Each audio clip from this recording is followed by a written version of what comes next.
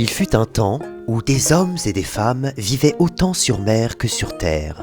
Les pirates et autres aventuriers des océans formaient une caste bien particulière parmi les voyageurs voguant sur les eaux profondes qui entouraient les différents continents.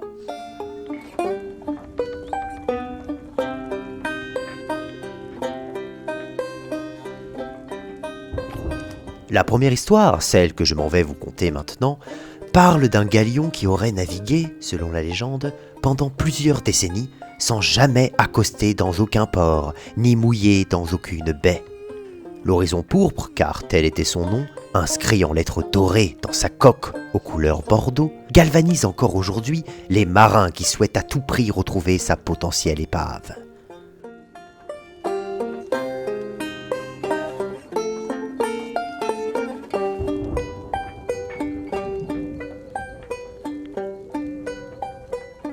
Cependant, nul n'a jamais vu sombrer le navire. Par ailleurs, nul n'a jamais vu non plus l'horizon pourpre en proie au ravage d'une tempête, à une attaque de mégalodons ou encore de kraken.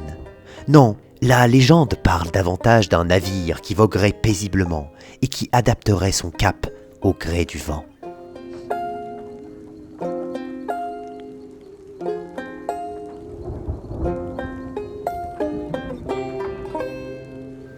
Des rares histoires ou témoignages que nous avons autour de ce galion, certaines sont à peine croyables.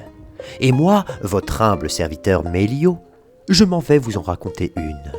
Certaines légendes racontent par exemple que l'horizon pourpre serait dénué d'équipage. Je vous entends d'ici feindre la surprise, vous aviez sans doute en tête quelque chose comme « Mais qu'est-ce que c'est encore que ce conteur de pacotille qui vient encore nous raconter une histoire de bateau fantôme dont on nous rabâche les oreilles depuis la création du Rhum ?» Eh bien, figurez-vous que malgré les attributs que je donne au navire dont il est question, il ne s'agissait pas d'un bateau fantôme.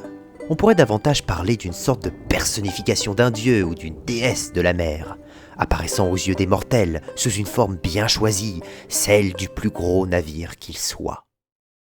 Il s'agit cependant là encore d'une interprétation de ma part, alors ne perdons pas trop de temps à essayer de comprendre la nature de ce navire et restons plutôt émerveillés face à la magie que tout cela suppose. Un bateau qui vogue au gré du vent, sans équipage, et qui jamais ne fait halte dans aucun port. Un des témoignages, et pas des moindres, que nous pouvons relater, est celui du capitaine Friedrich Holter, qui, lors d'une de ses campagnes, se donna pour objectif d'aborder l'horizon pourpre. Lorsque son galion parvint à avoir en visuel le navire de légende, le tableau qu'il nous décrit dans un de ses ouvrages est stupéfiant. En effet, Friedrich nous parle d'une flotte, non pas d'un seul navire, mais d'une flotte entière. À l'instar du requin, qui parfois se fait accompagner par des petits poissons se sentant alors en sécurité auprès d'un garde du corps si intimidant, l'horizon pourpre était entouré de petites sloops de pêcheurs. Lorsque le navire du capitaine Friedrich Holter se rapprocha davantage de cette singulière flotte, il fut stupéfait de constater que les sloops possédaient, elles, un équipage. Il s'adressa alors à l'un des hommes occupés à remonter un filet sur l'une des sloops. « Et toi, marin, peux-tu m'expliquer pourquoi vous êtes autant de navires à voguer aux côtés de l'horizon pourpre ? On dit qu'il s'agit du navire des dieux, et qu'il peut être dangereux de trop l'approcher, sous peine de provoquer leur courroux. » Le marin releva la tête, il s'essuya son front plein de sueur, et répondit dans un large sourire. « Fait, encore un pirate qui n'a rien compris. Il s'agit pas là d'un navire destructeur, mais bien au contraire.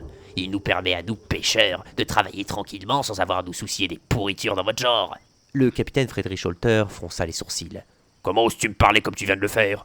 Je pourrais t'envoyer par le fond en 2 lâchers de poulet de mes puissants canons, et ce ne serait certainement pas un galion, aussi grand qu'il soit, et aussi divin qu'il puisse être, qui viendrait te repêcher. Je t'avise donc de ravaler le bout de viande avariée qui te sert de langue, ou bien je la donnerai à manger à mes chiens, du moins s'ils ne vomissent pas à l'instant même où ils l'auront reniflé. » Le marin cracha par terre et tourna le dos au capitaine, mettant fin alors à la conversation. « Puisque l'on refuse de m'adresser la parole, pire de répondre aux questions que je suis en droit de me poser, je m'en vais trouver réponse moi-même.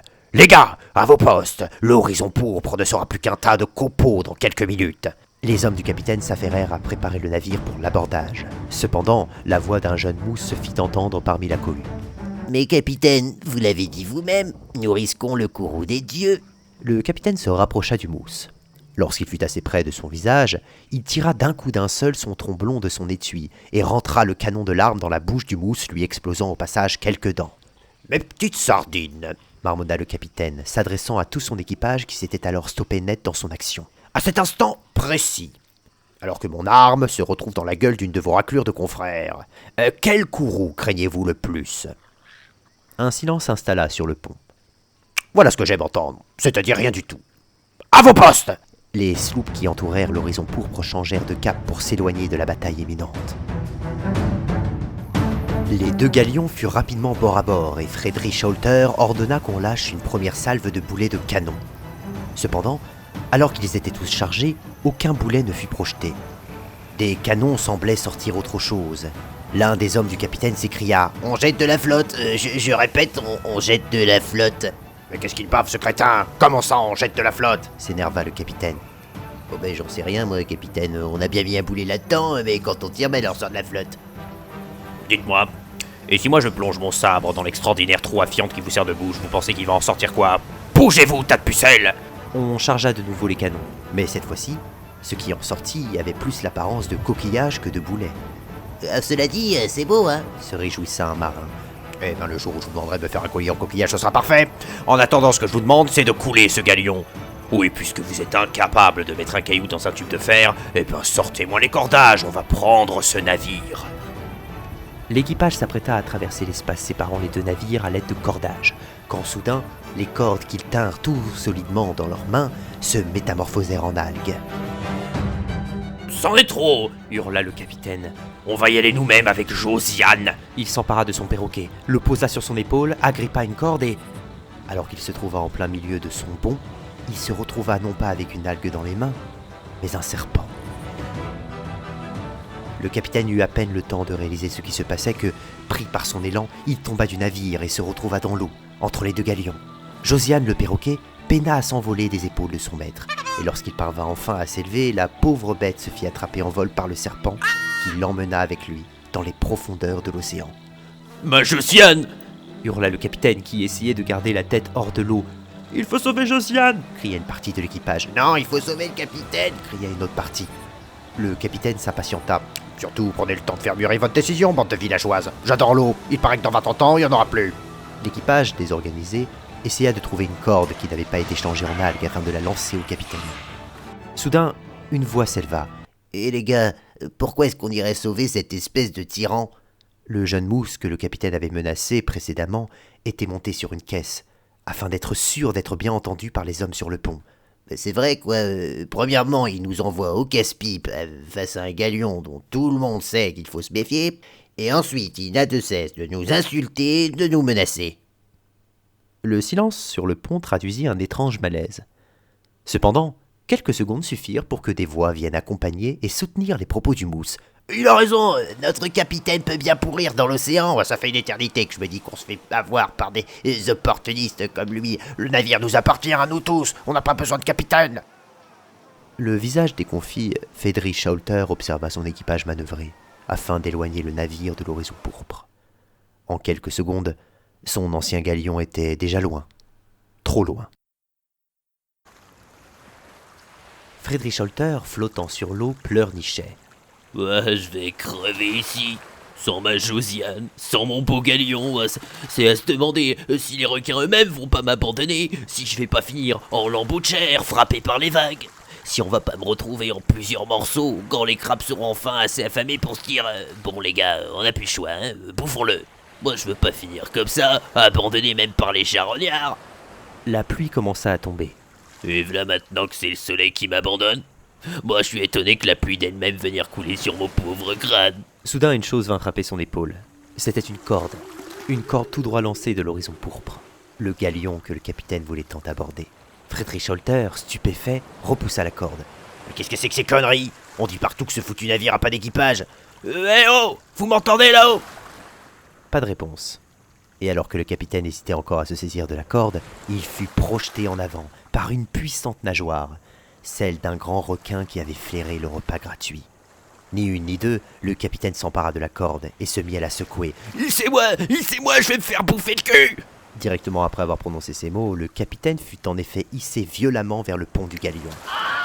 Il tomba tête la première et en perdit son tricorne qui fit quelques ricochets avant de glisser hors du pont et de disparaître dans les flots. À peine remis de ses émotions, Friedrich Holter se releva et tourna la tête de tous côtés afin de repérer quelle était la personne qui l'avait hissé si fort hors de l'eau. Étrangement, il était seul sur le pont. Il se décida alors à fouiller le navire en quête d'une trace de vie. Au bout d'une dizaine de minutes, il se conforta dans l'idée que le navire était désert. Cependant, lorsqu'il descendit dans la cale, la surprise qui l'attendait était de taille. Alors qu'il se retrouvait dans un environnement particulièrement austère, où toiles d'araignée, cafards, rongeurs et autres joyeusetés insalubres l'entouraient, il y avait également, au fond de cette cale, une montagne de richesses. Des trésors qui s'empilaient, des pièces et des bibelots clinquants et brillants, des rubis, des émeraudes et des saphirs qui rutilaient. Dans les yeux du capitaine, cette abondance brillait encore plus fort, et il ne put s'empêcher de s'en approcher.